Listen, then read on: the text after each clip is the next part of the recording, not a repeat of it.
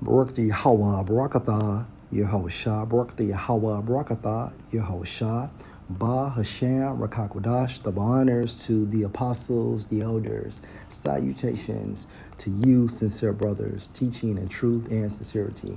Lesson will be entitled, Don't Even Trust Your Brother. I repeat, don't even trust your brother. Lord, will you are edified because it's a process that comes with the statement, with the scripture. Okay, and of course, this video was inspired by Shoppa, inside joke. All right, so this video comes from the platform of Shoppa of the 12 Ba, and video entitled Garner and C Midweek Camp 7/16/24. Troubled times ahead. You better believe it. Be even behind this right here of his fierce anger. The Lord have afflicted me in the days of his fierce anger. So again, you know, like I said, man, you know, it's dudes that are, hey, I done did, you know, we looked out, we done this, that, or whatever the case may be. Even behind this right here, this situation right here, hey, they might stop dealing with it. Hey, it is what it is. But at the end of the day, like I said, I'd rather know before Jacob's trouble come who really my friend. Nigga, you should have thought about that shit when you was backbiting, period.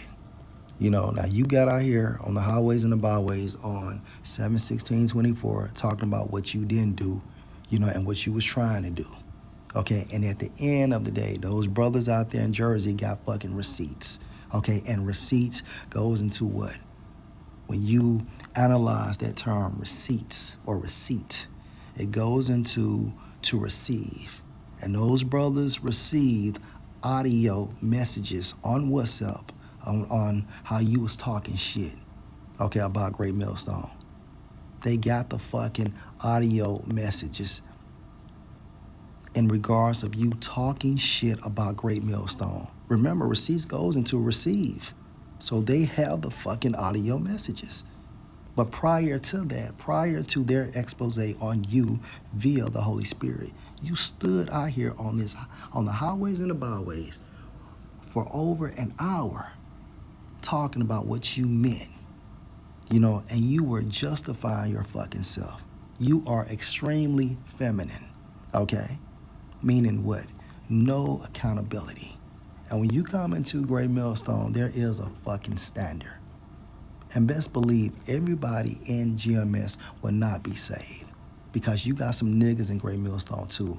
But when it comes to the leadership, okay, beginning with the apostles, the bishops, okay, and trickling down to the sincere men of Great Millstone, okay, Abaratazah, our chances remain good. Who really consider me a brother, who really call me and give me some advice or tell me this or tell me that, or even ask, you know, yo, what happened, brother? And even with the chat This is what happened, okay? This is what happened, my man.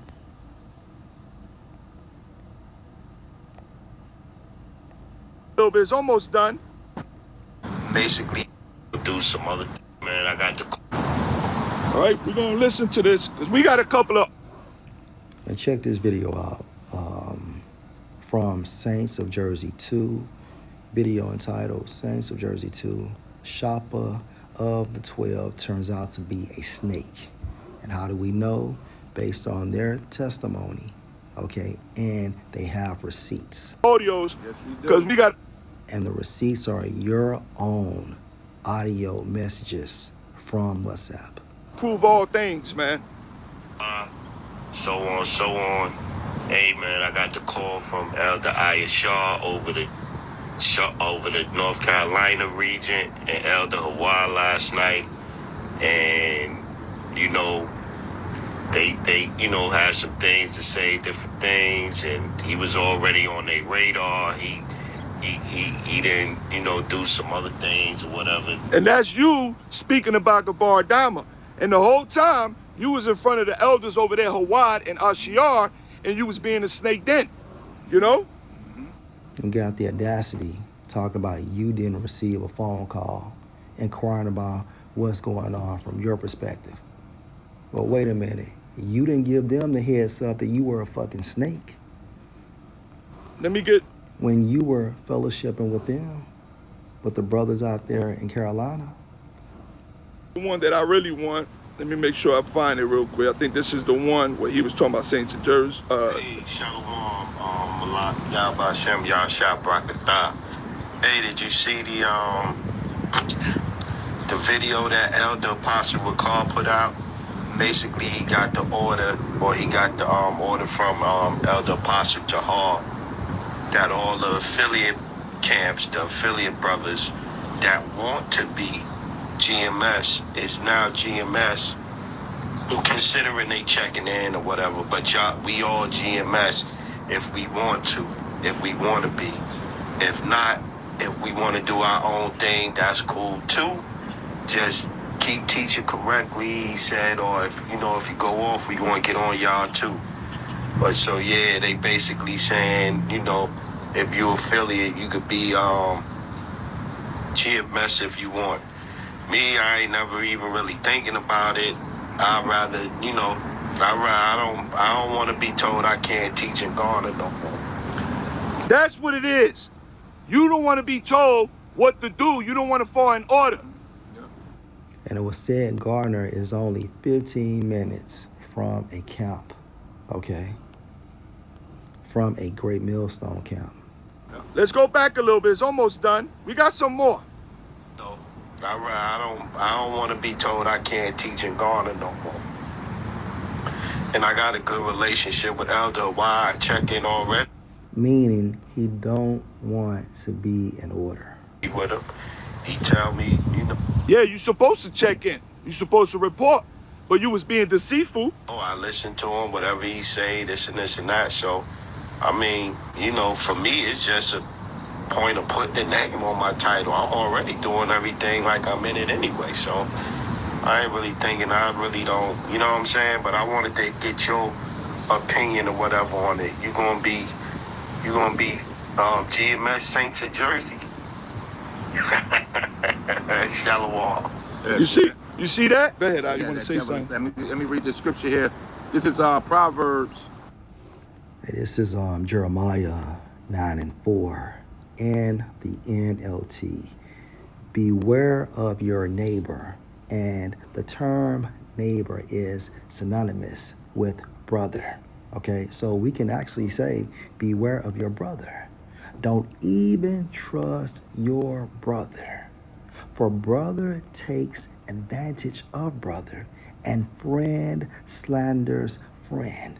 So again, don't even trust your brother. Ecclesiasticus chapter 6, verse 7. If you would get a friend, prove him before you trust him. Okay? Prove him before you declare that he is your brother/friend. You must prove him, test him, try him, watch him for a period of time before you give him the status of being your brother. Why? Because you have individuals such as Shapa.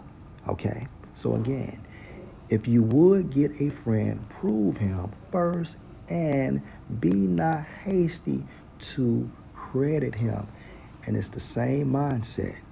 Okay? It's the same principle or principles when it comes to brothers coming into the camps. Okay? We still have to watch and prove newer brothers before we give them the status. That's my brother. Because according to Jeremiah 9:4, don't even trust your brother, for a brother takes advantage of brothers, and friend slanders friends. And that's the reason why we go back to Ecclesiasticus 6 and 7. If you would get a friend, prove him first. And be not hasty to credit him, because you have niggas, okay, that declare they are so-called brothers. Let's go to Ecclesiasticus chapter 12 and verse 8. A friend cannot be known in prosperity, meaning when everything is going good. Because why? He's benefiting from that. And an enemy cannot be hidden in adversity. Why? Because everything is going bad for you. And your enemy main goal is to destroy you in any way he can.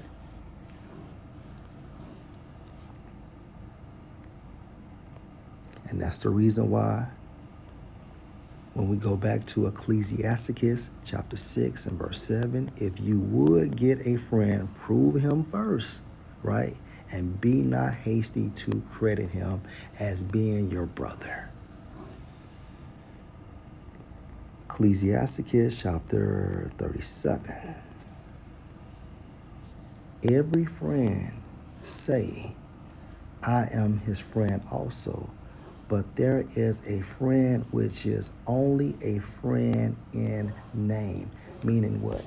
He has no works supporting and proving that he is down for you.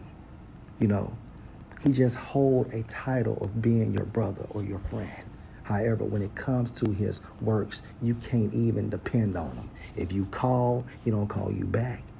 If you need a ride, he's not there for you. If you're short on your money, he's not there for you. If you need to just vent to him, he's not there for you. And that's why Ecclesiasticus 6 and 7 says what? Prove that man first before you credit him as being your friend. Going back into what the leading precept, Jeremiah 9 and 4. Beware of your brother. Don't even trust your brother. Our prime example will be in Luke chapter 22 and verse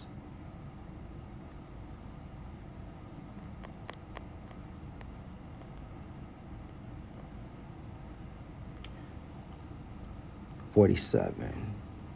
And while he yet spoke, referring to Yahushua, behold, a multitude. And he that was called Judas, remember, Judas was a so-called disciple, right? He's supposed to have been a so-called brother. But his role was to sell out Yahushua, okay? So again, and while he yet spoke, referring to Yahushua, behold, a multitude. And the reason why we had this multitude, because of the conspiracy of Judas, okay?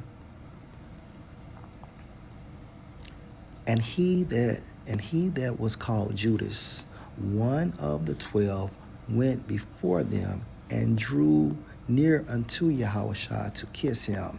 And this kiss identified to the multitude Yahushua was the one they were after.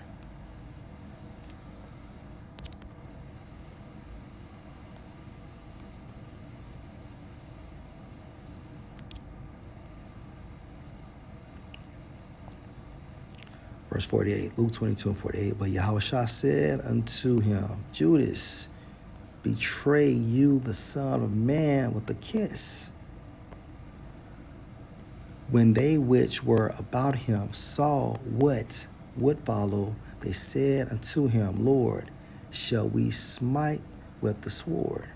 And one of them smote the servant of the high priest and cut off his right ear. And Yahushua answered and said, suffer you thus far, meaning for prophecy's sake, this must play out. And he touched his ear and healed him. Then Yahushua said unto the chief priests and captains of the temple, who paid Judas off, and the elders which were come to him, be you come out as against a thief with swords and staves?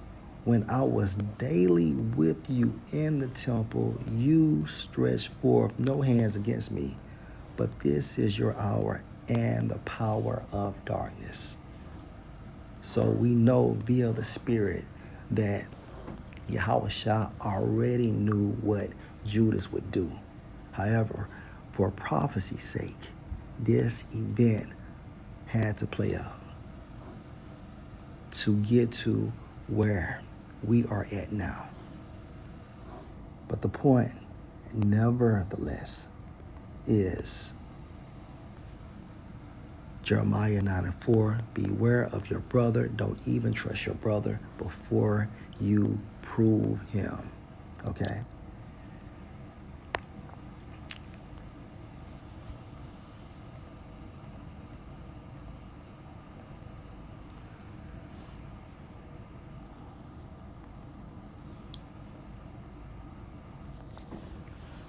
All right, the scene we are about to watch comes from The Godfather. And you know what, man? The Godfather is a must watch, okay? 1 and 2. 3 is cool, but for me, 1 and 2.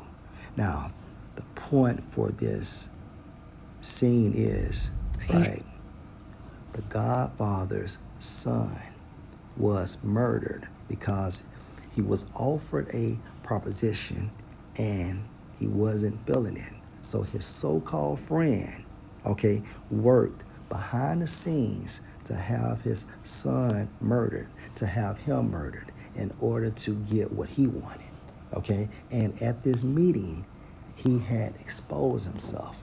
And it's an old saying, when a person show who they truly are, believe them. Video will be used for fair use. Sure you want to do this?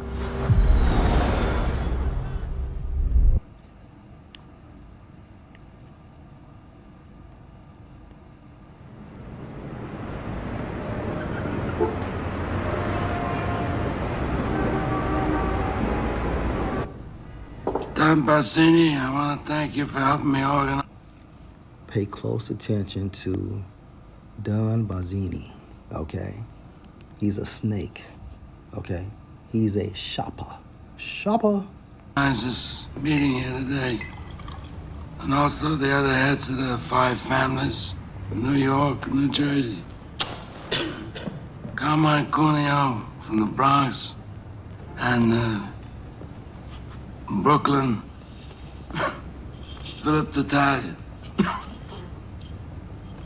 From Staten Island, we have with us Victor Strachey and all the other associates that came as far as from California, Kansas City, and all the other territories of the country. Thank you.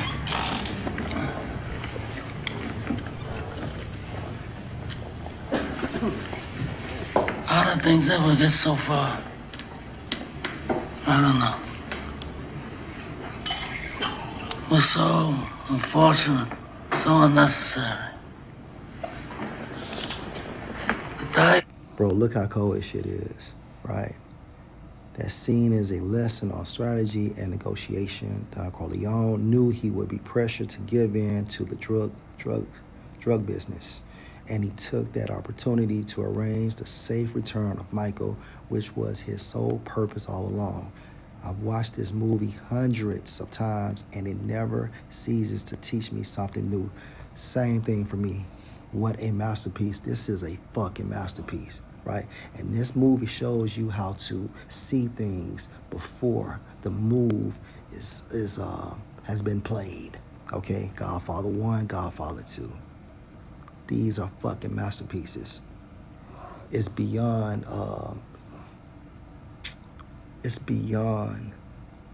the so-called term street smart, okay? I lost a son. I lost a son. We're quits. And if Tattaglia agrees, then I'm willing to let things go on the way they were before. We are all grateful to Don Corleone for calling this meeting. We all know him as a man of his word. A modest man. He'll always listen to reason. Yes, Don Barzini. He's too modest. He had all the judges and politicians in his pocket. He refused to share them. When did I ever refuse an accommodation? All of you know me here. All know him as a man of his word. A modest man. He'll always listen to reason. Yes, Don Barzini. He's too modest. He had all the judges and politicians in his pocket. He refused to share them. When did I ever refuse an accommodation? I'm gonna put y'all on some game. Barzini was working through him, okay? Barzini was working through the guy that Dunn, okay, is sitting across from, right? Accommodation. All of you know me here. When did I ever refuse? Except one time. And why? Because I believe this drug business is going to destroy us in the years to come. I mean, it's not like gambling or liquor, or even women, which is something that most people want nowadays and is forbidden to them by the Bets and Avanti of the church. Even the police departments that have helped us in the past with gambling and other things are going to refuse to help us when it comes to narcotics. And I believed that then, and I believe that now. Times have changed. It's not like the old days where we can do anything we want. A refusal is not the act of a friend. If Don Corleone had all the judges and the politicians in New York, then he must share them. All he loved is use them. He must let us draw the water from the well. Certainly he can present a bill for such services. After all, we are not communists. I also don't believe in drugs. For years, I paid my people extra so they wouldn't do that kind of business. Somebody comes to them and says, I have powders. If you put up $3,000, $4,000 investment, we can make $50,000 distributing. So they can't resist. I want to control it as a business, to keep it respectable. I don't want it near schools. I don't want it sold to children. That's an infamia. In my city, we would keep the traffic in the dark, people, the colored. They're animals anyway, so let them lose their souls.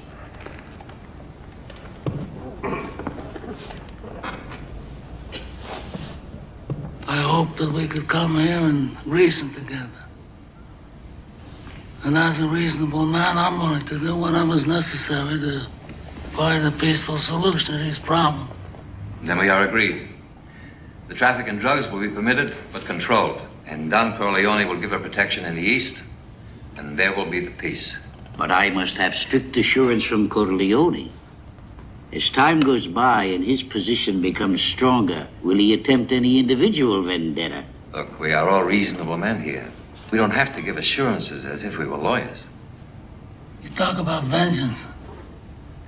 Is vengeance gonna bring your son back to you? Or my... Now, mind you, all of these mob bosses supposed to have had an agreement, okay? boy to me? I forgo the vengeance of my son. But I have selfish reasons. My youngest son was forced to leave this country because of this Sollozzo business. All right, I have to make arrangements to bring him back here safely, clear of all these false charges. But I'm a superstitious man. And if some unlucky accident should befall him, if he should get shot in the head by a police officer, or if he should hang himself in his jail cell, or if he's struck by a bolt of lightning, then I'm going to blame some of the people in this room. And that I do not forgive. But that aside, let me say that I swear on the souls of my grandchildren, that I will not be the one to break the peace we've made here today.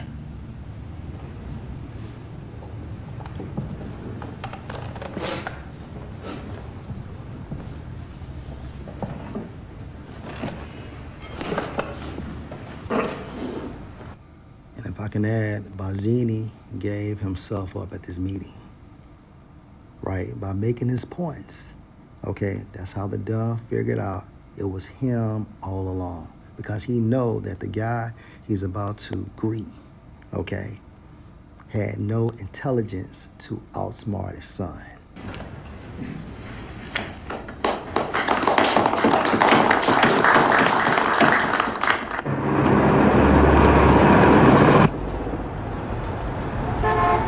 When I meet with the Tatalia people, should I insist that all these drug middlemen have clean records?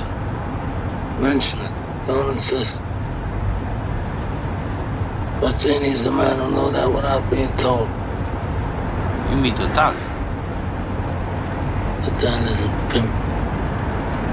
He never could have outfought Santino. But I didn't know until this day that it was Bazzini all along. And how did he know? About what he said, the process of time, and just watching. Lord, will you edify? Shalom.